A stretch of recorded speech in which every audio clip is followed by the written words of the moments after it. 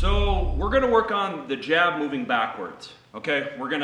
This is a technique that I really suggest you work on, very important. Okay. Most people are able to only jab stationary. Moving forward, you have to practice it backwards. So as a average person in the street who wouldn't have the knowledge or the expertise that you have, there has to be a foot technique, a slide back, that deals with actually navigating it. Yes. So as an amateur, what would you suggest for the foot slide when you're making your adjustment? Yep, absolutely. So we have to have the basic stance. Right. Forward and back. So forward and back. Yep.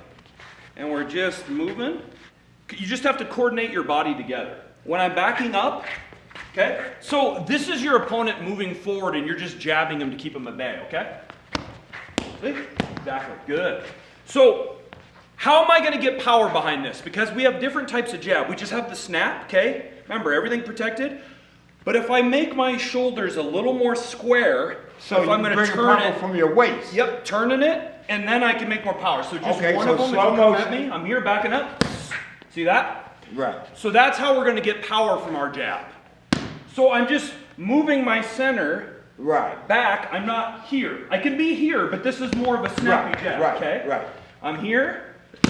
I hear the difference. I'm going back, I'll go back. Okay? Very important, okay? Shoulder protecting my face, getting that shoulder extended. Right hand protecting the other side of my face, and immediately retracting. This kind of thing. That's right. Look at my shoulder. Boom. Yep, exactly. Boom. I have to keep that up. Here, see? Right. Okay? Moving backwards. Again, practice. Here we are. Gotcha.